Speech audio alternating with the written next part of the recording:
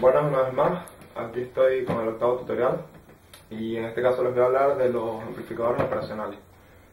Bueno,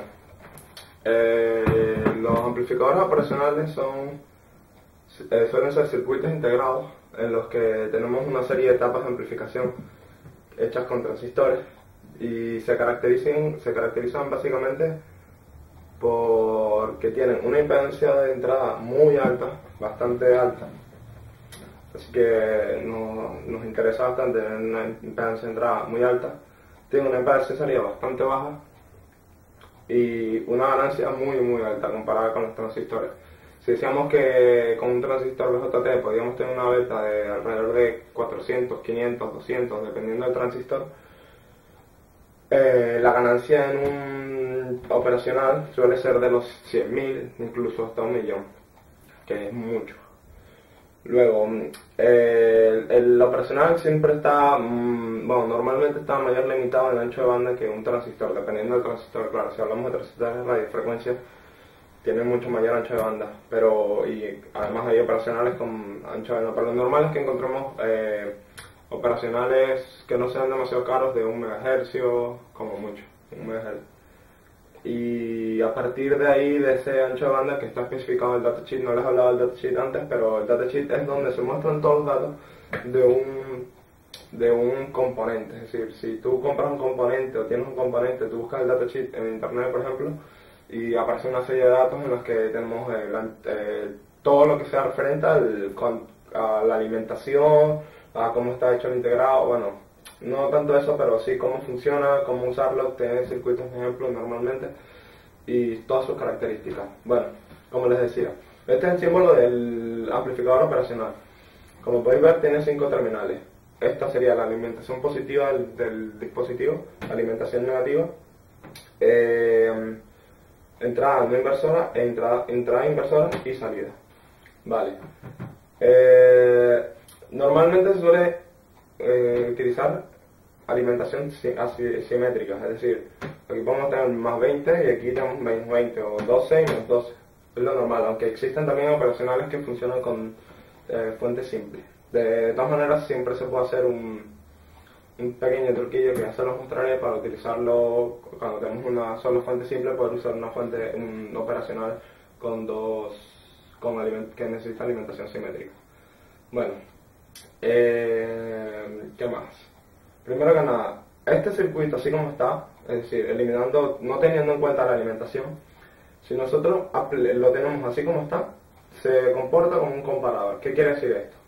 Si en la pata positiva tiene una tensión mayor que en la pata negativa, en la salida tendremos VS+, es decir, la alimentación positiva.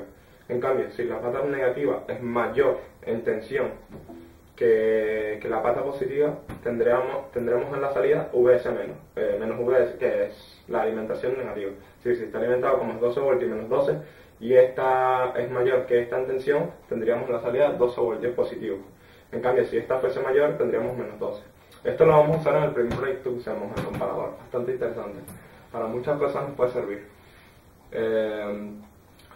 También sirve mucho, por ejemplo, cuando queremos obtener una señal cuadrada a partir de una señal de cualquier tipo, senoidal por ejemplo. Si le aplicamos aquí una señal senoidal, lo que nos hace es un pulso, nada más supera los 0 voltios, y cuando vaya por debajo de los 0 voltios sale un pulso hacia abajo. Es decir, al final nos queda una señal cuadrada a partir de esa senoidal. Luego tenemos aquí otro muy importante, el seguidor de tensión. Esto lo único que hace es darnos la misma tensión que tenemos en la entrada en la salida. Y diremos, ¿para qué vamos a utilizar un componente que simplemente nos deja el mismo valor de la entrada? Pues es muy sencillo, sobre todo por la impedancia. Necesitamos, por ejemplo, imaginemos que esto proviene de una fuente, la entrada en este seguidor de tensión proviene de una fuente con una impedancia de salida muy alta. Es decir, que casi toda la tensión queda dentro de la fuente. Digamos que fuera del orden de 500 ohmios, que es bastante, decir, ya de una salida de una fuente, por ejemplo, que es bastante alto. Si tuviésemos en el próximo circuito, es decir, justo aquí conectado, un amplificador cuya impedancia de entrada fuese 500 ohmios también, al ser de 500 ohmios la salida de la fuente y 500 ohmios la entrada del amplificador, caería la mitad de la tensión de la salida de la fuente en el amplificador y la otra mitad se quedaría en la fuente, con lo cual tendríamos la mitad de tensión. Normalmente es para eso para lo que se usa, entre otras cosas, también se puede usar para otras cosas, pero normalmente es para eso, para adaptar impedancia, es decir, para que esta impedancia, como esta es mucho mayor que la de salida, normalmente es mucho mayor, la mayoría de la tensión va a caer aquí, y por tanto, como la impedancia de salida del operacional es menor que la impedancia de entrada, o va a ser probablemente menor que la impedancia de entrada que del amplificador, más tensión va a caer en el amplificador y por tanto hemos solucionado el problema de que la fuente de salida tenga una impedancia de salida muy alta en relación a la de entrada del amplificador o de lo que sea el circuito que vamos a tener aquí detrás. Otro circuito muy importante para la operacional, lo más importante es el amplificador inversor. ¿Qué quiere decir esto?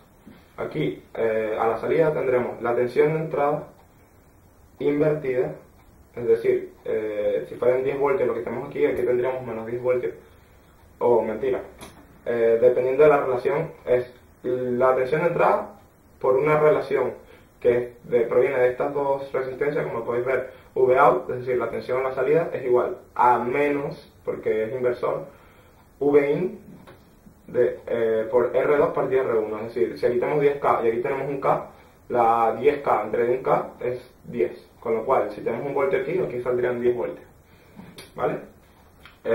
Utilizamos la realimentación, ya que si negativa, concretamente, si os fijáis, entra por la pata negativa, ya que si no se hace inestable el operacional, y para cualquier entrada, como tenemos una ganancia muy grande de 10.000, para una entrada de 1 voltio tendríamos 100.000, por ejemplo, si tenemos 1 voltio en la entrada tendríamos 100.000 voltios en la salida, y como la alimentación es de 20 voltios o 12 voltios, como mucho 20, 24, no podemos obtener 100.000 voltios en la salida, con lo cual siempre estaría saturada y siempre nos mostraría 20 voltios o menos 20 voltios. Por eso utilizamos la realimentación, en este caso negativa. Lo mismo con el no inversor, tiene la misma función que el inversor, lo único que no invierte la tensión, y el factor es R2 partido R1 más 1, es decir, si tenemos 10K y aquí un K, sería 10K entre un K, serían 10 más 1, es decir, 10, es decir, 11. La ganancia sería de 11 en este caso. Y la entrada, en vez de poner masa aquí, la entrada no sería, sino ponemos masa en la resistencia 1, y la entrada sería por la pata positiva del transistor, del operacional. Si hiciéramos realimentación positiva, esto se podría poner a oscilar, el operacional, y se utiliza para crear osciladores, que ya más adelante les mostraré cómo hacer una pequeña fuente, un pequeño generador de funciones de baja frecuencia con 3 operacionales, básicamente, para tener cuadrada, triangular y señal senoidal, no del todo, pero bastante parecida. Y luego, por ejemplo, hay otros circuitos que sería, por ejemplo, el integrador, lo que hace es integrar la señal de entrada a la salida, sale integrada, y luego hay el derivador, que sería el condensador aquí, y muchos otros circuitos. Y bueno, como les he dicho, se utiliza para amplificar, se pueden crear osciladores, y también se usa mucho en filtros activos, ya que nos permite, dependiendo de una configuración parecida a esta, de hecho esto sería un filtro, podríamos obtener unas frecuencias determinadas, es decir, una ganancia para unas frecuencias determinadas. Y bueno, yo creo que ya eso es básicamente todo acerca de la operacional. Es bastante simple, hay cálculos que no se los he mostrado, pero ya más adelante les enseñaré cómo hacer cálculos, aunque con este ya podemos hacer bastantes cosas. Luego, los operacionales suelen venir así en integrados como este, de distintos tipos, más pequeños, más grandes, luego con más. En este caso en concreto hay dos operacionales en este integrado, pero podrían ser 4 si fuera uno de los más grandes. De hecho, ya en los próximos tutoriales ya les mostraré algunos de 4 operacionales, aunque hay algunos como el 741, que es uno de los más famosos operacionales, llevan solo un operacional y llevan offset y otras cosas que ya las veremos adelante. Así que eso es todo y ya los veré en el próximo tutorial. Muchas gracias.